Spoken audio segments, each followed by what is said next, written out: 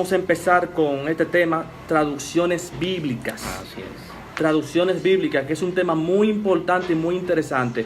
Mis hermanos, pueden compartir este video y también pueden argumentar y también pueden hacer preguntas. Claro que sí. Que con mucho gusto nosotros le vamos a responder humildemente. Amén, mi hermano. Estamos para eso. Así es. Bien, traducciones bíblicas. Todos entendemos, mi hermano, y todos comprendemos que verdaderamente la Biblia es inspirada por el Espíritu Santo. Amén. Eso es así. A pesar de que los hombres transcribieron o redactaron la Biblia, eran hombres llenos del Espíritu Santo y hombres que fueron impulsados para escribir cosas revelatorias que nunca han visto un ser humano. Claro. Y también para redactar aquellos sucesos históricos que mandan o dicen la Biblia.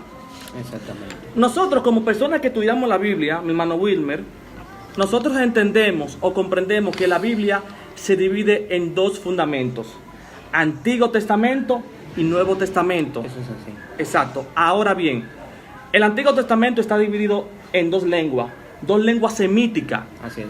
que es el hebreo y el arameo. Arameo.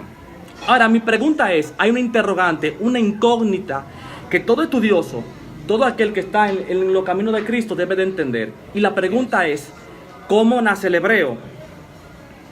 O sea, ¿cómo surge, cómo se desarrolla o cómo se concreta lo que es la lengua semítica llamada el hebreo? Así es.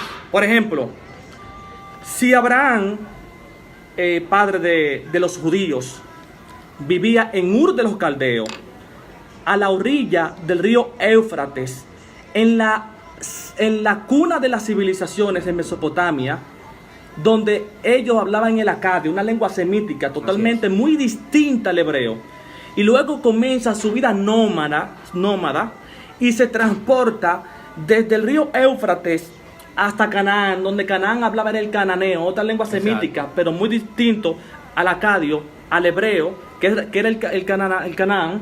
Así es. Entonces la pregunta es, ¿cómo es posible que los descendientes de Abraham comienzan a hablar hebreo? ¿Cómo nace el hebreo? Porque es fácil, Abraham hablaba acadio, Exacto. luego ellos se transportan a Canaán, y en Canaán hablaban cananeo. Entonces, ¿cómo otra surge esa lengua? diferente. ¿Cómo nace? ¿Cómo surge? Exacto, porque muchas veces nosotros decimos que la Biblia, el Fue Antiguo escrita Testamento fue en escrita hebreo. en hebreo, pero verdaderamente, ¿cómo nace el hebreo? No sabemos el origen de dónde Exacto. fue que surgió este idioma del hebreo. Así es. Entonces, si nosotros hacemos un análisis minucioso, nos vamos a dar cuenta, aunque tú no lo creas, y para eso estamos, para revelar la verdad, Así es. para eso que Dios nos llamó, para revelar la verdad oculta. Bíblicamente podemos demostrar que la palabra hebreo nace del cananeo. Claro. Así es. Nace del cananeo, es decir, cuando Abraham junto con su familia se establece en Canaán, donde hablan cananeo, ellos adoptan y aprenden lo que es el sistema lingüístico que se llama cananeo. Así es. Entonces ellos comenzaron a hablar cananeo. Incluso, gracias a los hebreos, como Abraham y su familia, Así es. el idioma hebreo, o sea, el idioma cananeo evoluciona y hoy en día se lo conoce como tal, como idioma hebreo. Incluso, es tanto así, mi hermano Wilmer, que aparte de que en los tiempos de Abraham y los tiempos de que los judíos o el pueblo de Israel vivía bajo cautiverio en Egipto, a ellos no se les denominaba como hebreo, No. porque la palabra hebreo era una acusación. Era como una falta de respeto. ¿En qué Exacto. sentido? ¿En qué sentido?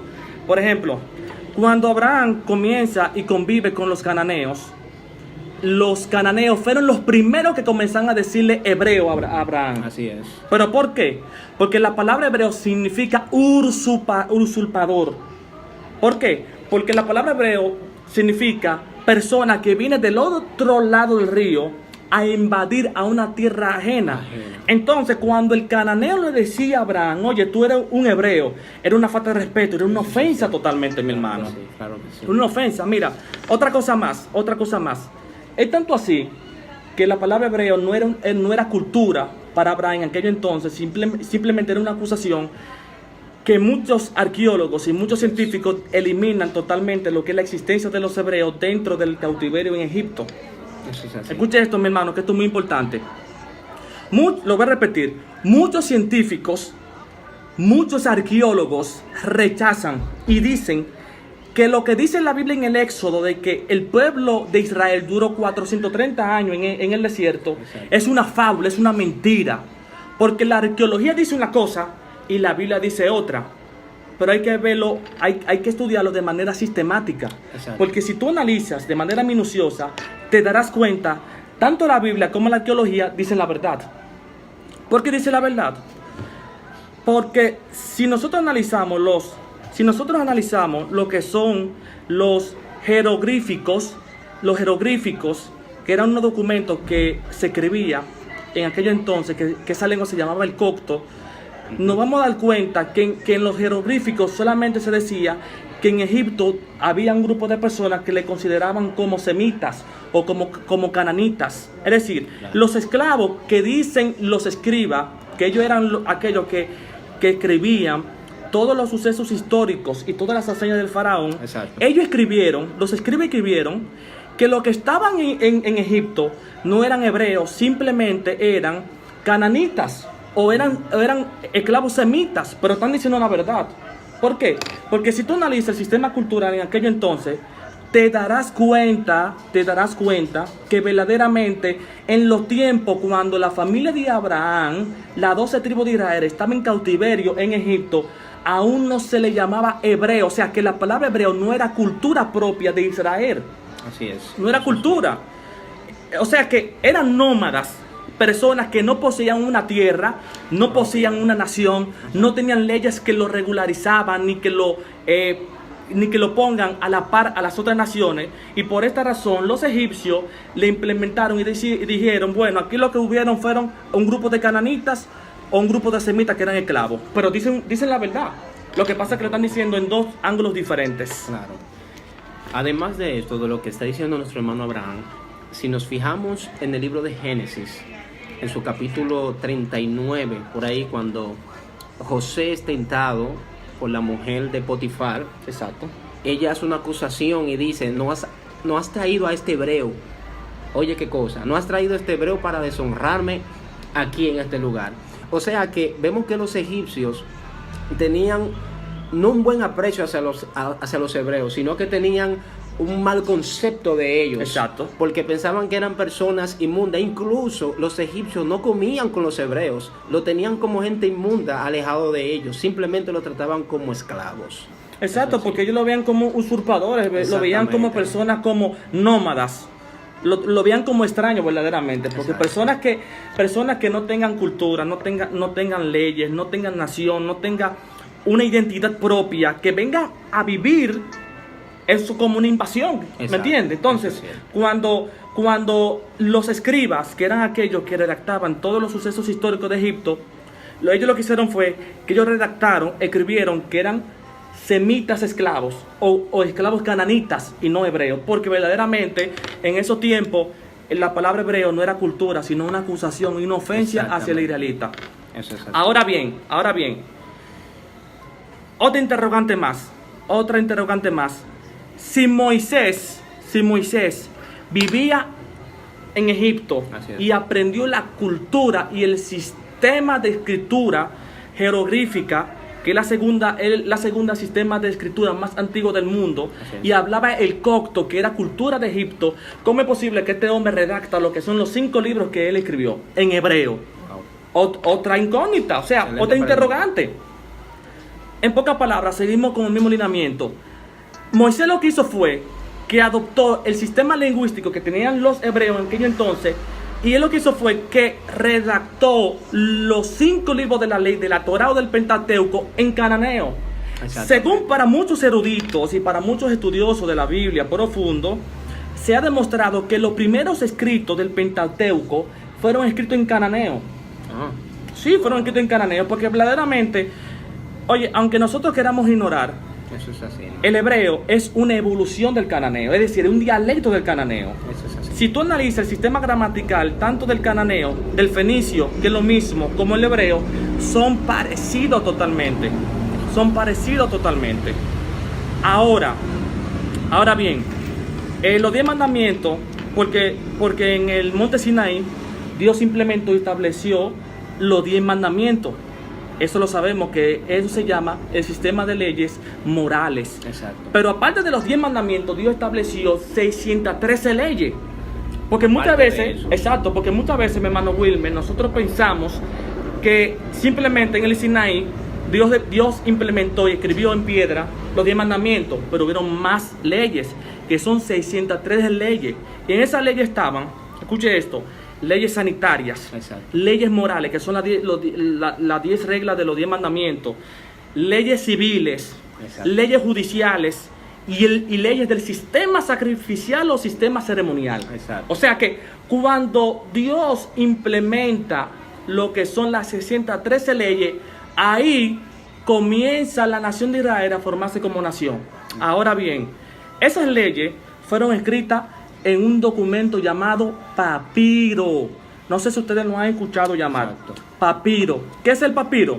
Un documento muy valioso en aquellos tiempos. Como hoy en día Exacto. tenemos, escribimos en una hoja, en un papel. El papiro era algo muy importante y un elemento muy preciado en aquellos tiempos, en la cual se redactaban todo tipo de documentos, todo tipo de cartas. Lo importante era redactarlo y la mejor manera de hacerlo era por medio del papiro. Exacto, sí, porque el papiro se creó a través de una plantación. El papiro era una planta parecida al bambú. Era larga. Al lado de los ríos. Exacto, se cultivaba, exacto, al lado del río Nilo. Ahora, ¿cómo nosotros podemos verlo? Si nosotros analizamos el Éxodo, capítulo 2, verso 3, en la Reina Valera te dice que era de junco. Pero si tú vas a otras versiones que se asemejan a los textos originales, te va a decir que la canasta donde fue puesto Moisés fue hecho de papiro. Por ejemplo, dice aquí, capítulo 2, verso 3 del Éxodo. Como no podían ocultarlo por más tiempo, tomó un canasto de papiro y lo recubrió con alquitrán y brea y metió al niño y lo puso entre los juncos a la orilla del río Nilo. Es decir, si tú analizas este texto, te darás cuenta que el mayor precursor de papiro, ¿qué era? Era el río Nilo. Exactamente. Por eso Egipto fue la principal nación mundial de la producción y exportación de papiro. Exacto. Entonces, el papiro era una plantación que se cultivaba en la orilla del río Nilo. Entonces, el papiro le quitaban la parte exterior. La capa que tenían, la capa se la quitaban. Y luego tenían como un tubito fino, y ese tubito fino lo sacaban y lo machucaban. Exacto. Cuando ellos lo machucaban, exacto, eso, a través que lo machucaban, se le iba o se le salía como un líquido como pegajoso. Y entonces lo dejaban en el solito, se secaba. Y esto lo dejaban junto. Exacto. O sea, lo que hacían era, lo reunían con otras plantaciones, con otros papiros, y ahí se formaba lo que es el papiro. El papiro fue uno de los mayores precursores de la redactación de documentos, no tanto bíblicos, sino documentos históricos de mucha índole en los tiempos antiguos. Claro. Ahora bien, por ejemplo, el Pentateuco fue escrito en papiro, pero había un problema, mi hermano Wilmer. Y el problema era que el papiro tenía un tiempo de caducación. Exacto. ¿Cómo así? Claro. Cuando redactaban los documentos en el papiro, tenía un tiempo limitado porque el papiro se dañaba. Sí. Entonces, cuando el papiro estaba a punto de dañarse, lo que venía un escriba era una persona que se encargaba de redactar, exacto, de escribir, ¿verdad? O el copista, que es lo mismo. Venía el copista, exacto, y el escriba, y ellos lo que hacían era que lo transcribían de papiro a otro papiro, para que no se pierda ¿el qué? Los 5 libros de la ley escritos por Moisés. Eso es así, ¿no? O sea que ahí inicia un buen proceso de desarrollo de los textos escritos por Moisés, papiro por papiro. Exacto. Y luego de esto viene lo que es el Pérgamo. El Pérgamo era otro documento más fuerte, más sofisticado, más costoso. Entonces llegó un tiempo que esos manuscritos de la ley fueron transcritos al Pérgamo, y no solamente los 5 libros escritos por Moisés, sino también los libros de los profetas como Jeremías, etcétera. Fueron transcritos al Pérgamo, y el Pérgamo era un documento más fuerte, más sofisticado, más costoso, pero sobre todo más duradero. Más que el papiro. Exacto, totalmente. Otra cosa más, mi hermano, con respecto al idioma hebreo, que nosotros ya entendemos que era el cananeo, nosotros no podemos negar, aunque usted no lo crea, cada cautiverio, cada exilio, cada cautividad que experimentó Israel trajo beneficios importantes al pueblo de Israel. Exacto. Usted dirá, ¿cómo así, varón? Explíqueme eso, claro. O sea, cada exilio, cada cautividad que experimentó a través de la historia de su existencia Israel, trajo buenos beneficios. Por ejemplo, beneficios económicos, beneficios sociales y beneficios culturales. Claro. Y uno de los beneficios culturales que trajo esto fue que el idioma cananeo, ellos lo evolucionaron a otro lenguaje hebraico, o sea, a una lengua hebreo, arameizado, pero más moderno. Por ejemplo, exacto, por ejemplo, cuando el pueblo de Israel duró los 430 años en cautiverio en Egipto, ellos adoptaron algo esencial, y es el alfabeto de los jeroglíficos. ¿Por qué? Porque el jeroglífico fue la segunda sistema de escritura más antigua del mundo en los años 3300 años, o sea, 3300 antes de Cristo. Claro. Exacto, y era uno de las escrituras más modernas en aquel entonces, claro, y su alfabeto era totalmente completo. Entonces, cuando el pueblo de Israel aprende copto, porque ellos sabían copto, el copto era la lengua egipcia, ellos absorbieron el alfabeto, exacto, de los egipcios, y la parte o la gran mayoría de ese alfabeto le implementaron el cananeo, y el cananeo fue evolucionando. Tanto así que antes de esto, en los primeros escritos de la Biblia o de la ley, fue escrito sin gramática. Porque cuando Moisés redacta lo que son las 5 libros escritos por él, fue escrito sin punto, sin coma, sin gramática, sin punto y apartes, nada. O sea, no se entendía. Que eso venía, nosotros hoy en día le podemos decir que esto es un garabato, pero en aquellos tiempos era así que se escribía, no había punto, ni coma, ni pausa. Seguía un pergamino desde arriba hasta abajo, sin coma, sin puntos. O sea, imagínese usted todas esas letras juntas.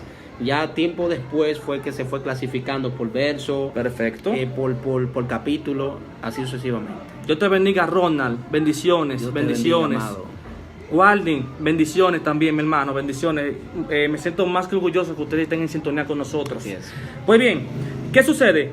Que verdaderamente, Wilmer, los primeros registros de la Biblia, aparte que fueron escritos en pergaminos y en pérgamos, fueron escritos bajo un sistema de lengua que no existía la gramática. Exacto. Era difícil, era casi imposible de estudiarlo o de leerlo, porque era un sancocho de letras. Exacto. Aparte que no tenía punto ni aparte, no tenía coma, no tenía nada de gramática, ni punto suspensivo, nada. Se escribía de derecha a izquierda. Es otro problema más. Porque nosotros escribimos de izquierda a derecha, pero ellos escribían de derecha a izquierda. Y eso hacía que la persona se le haga difícil de leer o analizar la Torá o el Antiguo Testamento completo. Tanto así, mis hermanos, que cuando Moisés está hablando con Elohim, Adonai, con Jehová, la Biblia registra que le preguntan: Señor, pero si los ancianos me preguntan ¿quién me envió? Exacto. ¿Qué le diré? Y Dios le dijo a él: dile, yo soy el que soy. Y le puso 4 dígitos. Exacto. 4 dígitos son 4 consonantes que no tenían vocales. Exacto. Por ejemplo, se lo voy a escribir. Incluso también esas vocales lo llaman el tetragrametón.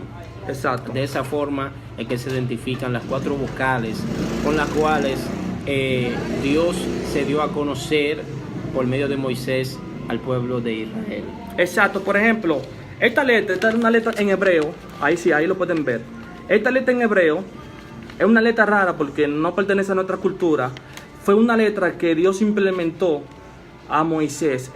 Ahí hay 4 consonantes, 4 consonantes que no tienen vocales. Entonces, esto quiere dejar dicho, en primer lugar, el nombre de Dios no tiene pronunciación. Exacto. Segundo, esto indica que el idioma hebreo no tenía tampoco vocales. Porque así mismo como se escribió el nombre de Dios, así mismo se escribía las leyes. Es como, por ejemplo, el nombre de Jehová. El nombre de Jehová, que yo lo escriba de esta manera. Por ejemplo, JHB. A ver si se ve bien. Ok. JHB. Son 3 consonantes que no hay forma de pronunciar. Entonces, si yo le implemento, le enseño estas 3 dígitos a una persona, no va a poder saber qué significa esto, porque no tiene una manera de pronunciarse, porque no tiene vocales. Entonces, así mismo se escribía el lenguaje hebreo y no tenía vocales. Entonces, al ello adoptar lo que es el alfabeto de los jeroglíficos de los egipcios, ellos evolucionan, no tanto esto. También en el año 538, cuando el pueblo de Israel sale de Babilonia por el mandato del Ciro el Grande, emperador de los persas, ellos también adoptaron y ellos también evolucionaron el hebreo gracias al arameo. Es decir, cada cautiverio, mis hermanos, cada posesión de los países extranjeros que tuvieron en Israel, Israel evolucionó el hebreo. Exacto. Ahora bien, Exacto. Porque las personas, Abraham, creen que solamente tenían el hebreo, exacto, pero también ellos tenían, aparte del hebreo, tenían el arameo. exacto. O sea, que eran 2 lenguas. Y vemos ya más adelante cómo esas 2 lenguas o 2 idiomas se traducen en lo que es la Septuaginta. Bendito sea Dios. Aquí mi hermano Mauricio dice: maestro, la cautividad en Egipto produjo los 50 días de Chol, Pentecostés, que es la contraparte de los 50 días de la degradación que hablan en Egipto. Cada cautividad sumaba o restaba algo. Exacto, así mismo es. Exacto, mi hermano Mauricio, porque verdaderamente cada cautividad restaba algo, pero también a la vez sumaba. Exacto. Sumaba algo. O sea que, ejemplo, te voy a dar un adelanto. Moisés, junto con el pueblo, realizaron el arca del pacto. Exacto. Entonces, ¿con qué utensilio, con qué oro, con qué herramientas valiosas utilizaron el arca del pacto o el tabernáculo? Claro, con lo que sacaron de Egipto. Es decir, que en la parte económica también el pueblo de Israel obtuvo beneficios económicos. Claro. ¿Entiendes? En el libro de Génesis, lo pueden buscar en el capítulo 15, versículo 13-14, donde Dios le da la promesa a Abraham y le dice que su pueblo estaría cautivo 430 años bajo el pueblo egipcio, pero luego Dios dice claramente que Él mismo los sacará con grandes riquezas. O sea que el pueblo, cuando salió de Egipto, salió con grandes riquezas, de tal manera que incluso cuando iban a ofrendar, cuando Moisés pidió la ofrenda voluntaria, dice que trajeron tanta ofrenda que Moisés tuvo que detenerlo. Claro. Porque estaban riquísimos, hermano. Eran ricos. Dios había enriquecido de una manera extraordinaria al pueblo de Israel. Así es, mi hermano, así mismo es, porque aparte de lo cultural, también ellos se beneficiaron de manera económica. Claro, Ahora bien, viene una versión importante que es el Targum. Miren, quiero que me pongan atención, por favor. Eso es importante. En los años 587 a.C., ocurre una invasión importante, que es la invasión de Babilonia a Israel, donde todas las personas hebreas y judías fueron exiliadas, fueron cautivas durante 70 años en Babilonia. Exacto. Incluso dentro de los 70 años que duró el pueblo de Israel bajo la cautividad babilónica, exiliados allá en Babilonia, Claro. también Babilonia, o sea, también Israel tuvo beneficios importantes, aparte de la economía, beneficios culturales. Por ejemplo, aparte de que ellos evolucionaron totalmente lo que es el sistema lingüístico semítico, que es el hebreo, Exacto. también ellos adoptaron otra lengua importante, mi hermano. Adoptaron el arameo. El arameo era otra lengua semítica parecida al hebreo, pero el arameo era mucho más sofisticado, más moderno y era la lengua popular. Porque tanto como Babilonia, como los persas también ellos hablaban el arameo. Entonces, cuando ellos adoptan y aprenden a analizar o aprenden a hablar lo que es la lengua aramea, ellos adoptan esta lengua, esta cultura. Entonces ya viene la obligación de traducir los textos hebreos ¿a qué? Al arameo. Exacto. Y esa traducción de los textos hebreos al arameo se llama el Targum. El Targum. El Targum. El Targum, mis hermanos, yo no sé si ustedes han escuchado mencionar esto o han escuchado alguna vez hablar sobre el Targum. El Targum son las traducciones de los textos hebreos al arameo. ¿Cómo es? Para que ellos entiendan bien, Abraham. ¿Qué es el Targum? Exacto. Para que entiendan mucho Perfecto, mi hermano Wilmer. Bien, el Targum se puede definir que son las traducciones del hebreo al arameo. Al arameo. Es decir, todos los libros que estaban redactados al hebreo en aquello entonces fueron redactados del hebreo al arameo. Exacto. El arameo era una lengua más moderna. Exacto. O sea, ellos aprendieron o adoptaron el arameo, pero no fue que ellos abandonaran el hebreo. Simplemente que el hebreo lo utilizaban solamente las personas que pertenecían al Sanedrín, sacerdotes, escribas, Personas los fariseos, con altos rangos. exacto, personas de la ley, personas, Sofisticadas. exacto, porque el hebreo verdaderamente se convirtió en una lengua sacra, la lengua importante del pueblo, del sistema judaizante. Exacto. Pero la lengua oficial o popular del pueblo hebreo fue en esos tiempos